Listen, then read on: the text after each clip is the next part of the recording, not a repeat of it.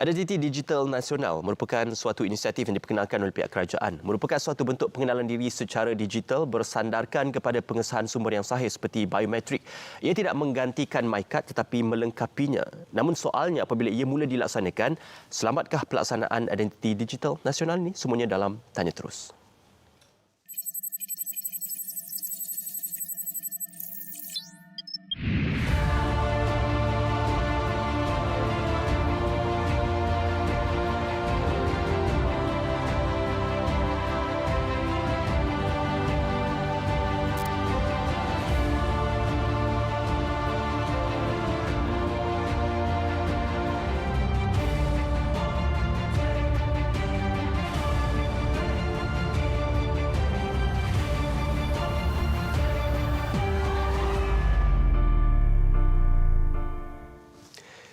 Ya, usianya masih baru dan mungkin banyak persoalan yang bermain di minda berkenaan tentang keselamatan pelaksanaan Identiti Digital Nasional ini. Bersama dengan saya, Dr. Saad Shukri Embong, Ketua Sektor Teroka Teknologi My Mus Berhad. Apa khabar, Doktor? Terima kasih. Doktor terlibat secara langsung dalam pembangunan teknologi ini. Mungkin akan menimbulkan persoalan kepada pihak di peringkat akar umbi.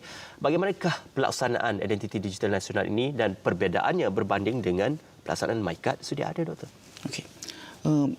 Dia bermula dengan pendaftaran atau identiti kita yang berada di dalam penggalan data kerajaan sekarang ni, seperti Jabatan Pendaftaran Negara untuk warga negara, untuk pekerja asing ataupun visitors di dalam immigration. Data-data mengenai pengangkutan bersambungnya berada di MOT, JPJ dan sebagainya. Untuk urusan fizikal, urusan biasa, kita gunakan MyKad kita untuk membuktikan kita punya identiti. Dan bila kita berurusan secara fizikal, kita akan bawa MyKad kita verify against our thumbprint. Itu jelas. Tapi untuk urusan di alam cyber, bagaimana kita nak memudah carakan? Pada sekarang masa ini kita menggunakan pelbagai identiti untuk urusan cyber ni. Kita guna username, password, in some cases kita gunakan thumbprint untuk on kan kita punya telefon dan sebagainya. Tapi semua ini adalah berdasarkan creation diri pada diri kita sendiri atau pengguna sendiri. Tak ada verifikasi yang identiti ini adalah orang yang sebenar ataupun yang boleh dibuktikan dia adalah dia. Jadi dalam usaha kita tidak membangunkan keseluruhan perkara yang baru. Basically, apa yang dibangunkan untuk digital identity ini adalah berdasarkan infrastruktur dan pengkalan data yang sedia ada. Jadi dalam urusan pendaftaran ataupun sebelum kita pergi ke penggunaan, kita bawa MyKad seperti biasa. Di mana MyKad kita akan diperiksa against pengkalan data kerajaan yang sedia ada, yang dikawal keselamatannya dan juga dikawal oleh berbagai akta lah untuk perlindungan dan sebagainya. Selepas IC kita ni dah, MyKad kita dibuktikan adalah betul, kita perlu membuktikan orang yang nak mendaftar ni, kita ni adalah orang yang betul seperti di dalam kad pengenalan kita dan juga dalam pengkalan data. Jadi kita menggunakan thumbprint kita untuk verify dan seterusnya satu sijil kriptografi akan dikeluarkan untuk urusan di alamnya, di alam cyber. Soalnya, Doktor, untuk pengesahan melalui sistem biometrik itu akan memerlukan talian internet yang pantas dan juga sistem yang efisien di peringkat pembuat dasar dan juga di peringkat pelaksana. Jadi, apa kita sudah bersedia untuk pelaksanaan itu? Saya pasti sekarang dengan pelaksanaan 5G, dengan infrastruktur yang kita bawa daripada Tesla dan sebagainya dan usaha-usaha lain, dia akan melengkapi. Dan mungkin tidak sepenuhnya untuk semua pelosok negara kita ni, tapi ada usaha-usaha untuk memastikan perkara ini dilengkapkan. Mengikut kita punya kajian, pada masa sekarang adalah dalam 20,000 di tempat yang betul-betul remote, mungkin capaian tu langsung tidak ada ataupun mungkin tak ada akses langsung. Yang ini kita kena treat differently melalui mungkin pusat komuniti di luar bandar dan sebagainya, melalui PEDI dan pelbagai lagi agensi yang memang sekarang ni membantu mereka. Jadi itu an isolated case yang kita akan tangani secara bersendirianlah secara asing. Apakah industri dan transaksi akan terimpak positif dengan pelaksanaan ID Digital Nasional? Ya, itu yang kita nak lakukan. Sebenarnya bila pada masa ni, bila kita ada banyak pelbagai identiti, kadang-kadang kita terpaksa mengingati terlampau banyak username, password dan metodologi dan sebagainya. So pada masa akan datang, di alam fizikal kita hanya ada MyCard, dan di alam digital the only thing is we use digital ID. Digital ID is equivalent to MyCard di dalam cyber. Cuma beza dia, MyCard kita dia ada chip, dan chip itu mengandung data peribadi kita. Dan juga di MyCard itu sendiri ada tertulis nama, IC, alamat kita dan sebagainya. Yang mana untuk digital ID ni dia adalah satu binding confirmation yang mengatakan kita adalah seperti dalam kad pengenalan kita dan juga sebagai pekerja kerajaan. Dan CJ inilah yang membuktikan kita adalah kita, seperti apa yang kita katakan itu adalah kita. Boleh dikatakan ini satu sistem untuk semua? Ya, boleh. Tidakkah terdedah kepada penggodaman kalau dalam konteks itu? Okey, penggodaman boleh berlaku, tapi dalam CJ itu sendiri tidak mengandungi apa-apa data peribadi. Baik. So sekiranya penggodaman berlaku, the third party dapat CJ kriptografi kita, dia tidak mempunyai apa-apa data peribadi kita. Because it's just a cryptography certification, confirmation yang binding kita dengan pendaftaran ataupun physical information yang sedia ada sekarang ni, yang dilindungi oleh kerajaan. Dan sekiranya berlaku juga penggodaman, somebody dapat kita punya certificate tu, kita boleh revoke dan isu yang baru. Berbeza dengan kalau kita transfer atau bawa data peribadi kita di dalam online, walaupun kita revoke ataupun kita batalkan, orang yang dah godam informasi kita tu telah mempunyai identiti kita, macam detail, mungkin kalau kita buat biometrik kita di dalam tu, ataupun kita letak lain-lain informasi personal kita di dalam tu, mereka akan dapat ada semua informasi ni. Dalam kes yang kita bangunkan ni, dia tidak mengandungi sebarang data peribadi. Encrypted. Okey. Doktor, kita nak berehat seketika dan kita akan kembali selepas ini dengan lebih banyak lagi persoalan dalam Taja Terus. Okey, terima kasih.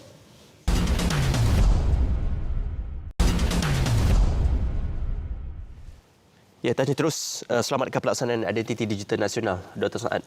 Kesemua transaksi kerajaan mahupun tujuan dan juga servis kerajaan akan dapat diintegrasikan melalui identiti digital nasional ini. Apakah ini melambangkan bahawasanya kita akan mempunyai satu sistem yang lebih efisien dalam proses transaksi secara dalam talian? Itulah yang kita hasratkan pada masa depan. Semua portal-portal ataupun aplikasi kerajaan ini akan disatukan di bawah satu portal dan juga di bawah satu apps. Jadi pengenalan diri ini cukup mudah. Bila kita masuk saja dalam sistem kerajaan ini, semua portal-portal ataupun sistem kerajaan ini mengenali kita sebagaimana kita bawa IC kalau kita pergi berurusan. Dia tak perlu lagi nak login beberapa kali ataupun nak mengingati beberapa kata laluan dan sebagainya, because dia dah mengenali kita melalui digital ID ni. Jadi untuk urusan ni dia akan lebih cepat, dan kerajaan juga dapat boleh memastikan orang yang dia nak bagi benefits ataupun bantuan ni memang adalah orang yang benar, yang memang telah dibuktikan melalui pengenalan dia dan bekalan data kerajaan. Dan urusan ini akan jadi lebih efisien, dia tak perlu lagi third party dan sebagainya. Dan untuk kerajaan memang dalam masa terdekat ni akan disatukan keseluruhannya. Dan saya pasti apabila ramai penduduk Malaysia telah mempunyai kad pengenalan digital, pihak swasta juga akan menggunakan sistem sama, because kali ini mereka terpaksa ataupun menggunakan ID yang mereka bangunkan sendiri, kerana mereka juga perlu mengenali customer-customer ataupun pengguna-pengguna mereka. Jadi sekarang ni bila adanya ID digital ni, keseluruhan pengenalan digital ni dapat disatukan, disepadukan, dan mereka juga boleh mendapat manfaat daripada perkara ini. Dan akan datang mereka boleh terus fokus kepada urusan perniagaan mereka, yang mana pengenalan ini adalah dijamin oleh kerajaan.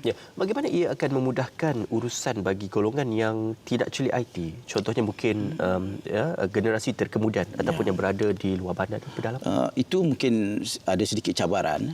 Saya rasa perkara yang sama juga berlaku semasa kita di era COVID, yang mana untuk pergerakan, kita perlukan CJ Emas Sejahtera. Dan ini adalah satu perkara yang kita perlu pertimbangkan macam mana kita nak bantu golongan ini. Tapi kita telah melaluinya. Semasa COVID, setengah yang orang yang terdahulu ni dia pun belajar menggunakannya, ada setengah tu dibantu oleh anak-anak mereka, dan dalam cara yang lain mungkin mereka boleh ada proses yang berlainan untuk membantu mereka. Tapi saya rasa untuk urusan dalam talian ni kebiasaannya golongan-golongan ni kurang menggunakan urusan dalam talian. Kebanyakan yang menggunakan urusan dalam talian ni adalah generasi yang baru dan mungkin generasi akan datang. Jadi saya rasa ini adalah satu perkara yang bukanlah satu perkara yang besar yang kita tidak boleh handle, kerana majority of the user ni biasanya adalah golongan-golongan yang baru ataupun yang muda untuk urusan talian dalam talian. Doktor, 2024 menyaksikan satu sistem padu akan diperkenalkan. Apakah dengan ID Digital Nasional ini dia akan bergerak secara bersekali dalam konteks pemberian bantuan, subsidi dan sebagainya, Doktor? Ini adalah complementary solution yang mana itu adalah pengenalan data bersepadu-padu ni akan membantu mengenal pasti penerima manfaat kerajaan, bantuan dan juga untuk urusan-urusan lain. Jadi ini akan memudahkan, akan membantu melancarkan, menambah kecekapan kerajaan dalam servis delivery kepada rakyat. Seringkali kita mendengar baru sebelum ini laporan berkenaan tentang kecurian data ataupun data mining ataupun pelompokan data. Dengan Identiti Digital Nasional ini, apa ia dapat diminimumkan konteks kecurian dan jenayah cyber tersebut? Seperti yang disebutkan, digital ID ataupun ID digital ni dia tidak mengandungi sebarang data peribadi. Sekiranya berlaku kecurian, pegodam tidak dapat akses kepada apa-apa data. Yang ada pada CJ itu adalah nama kita, nama IC kita dan kod pengesahan yang mengatakan kita adalah orang yang seperti yang kita katakan. Informasi lain langsung tidak ada, kami pun tidak mengumpul, kami pun tidak mengambil data-data pribadi daripada penggalan-penggalan data kerajaan. Apa yang kami lakukan ialah bila pendaftaran itu berlaku, kita buat reference kepada penggalan data yang sedia ada untuk pengesahan dan keluarkan satu CJ mengesahkan orang tu dan device yang mereka gunakan. Kemungkinan untuk berlaku pegodaman ataupun kebocoran ni atau sistem glitch possible, tapi ini adalah di luar ekosistem digital ID itu sendiri. Sama ada pengguna peranti itu sendiri mungkin terlupa kunci dia punya telefon ataupun password dia terdedah dan sebagainya, ataupun hacking berlaku di pengkalan data itu sendiri. Di dalam proses ini, kerana kita tak carry apa-apa data, sekiranya berlaku hacking in the process, mereka pun tak akan dapat apa-apa. Dan sekiranya berlaku sekalipun, dia amat mudah. Kita boleh revoke atau membatalkan dan isu yang baru. Dan pegodam pun tidak dapat apa-apa data peribadi pengguna, sekadar dapat CJ dan CJ itu pun telah dibatalkan bila kita buat laporan. Pada ketika ini dilaksanakan secara berperingkat, agaknya pada tahun berapa kita akan melaksanakan secara menyeluruh?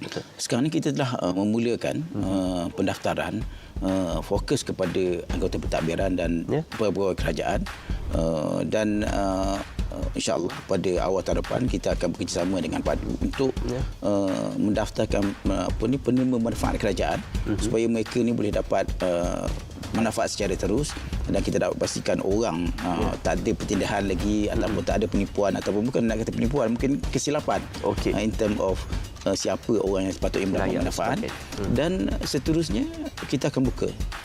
Yang paling penting adalah aplikasi kepenggunaan digital ID ni. Kita nak pastikan lebih banyak aplikasi penggunaan ni menggunakan digital ID. Bila mereka berdaftar, ada kegunaannya. Kita tak nak nanti dia daftar, kes penggunaan tu belum siap ataupun ready. Tidak efektif. Penggunaan secara menyeluruh sehingga 100% penggunaan bagi Identiti Digital Nasional ini. Terima kasih Dr. San kerana bersama dengan kami. Identiti Digital Nasional adalah untuk manfaat bersama dan juga untuk memastikan agar transaksi lebih telus dan juga efektif. Terima kasih bersama kami dalam Tanya Terus dengan itu. Assalamualaikum.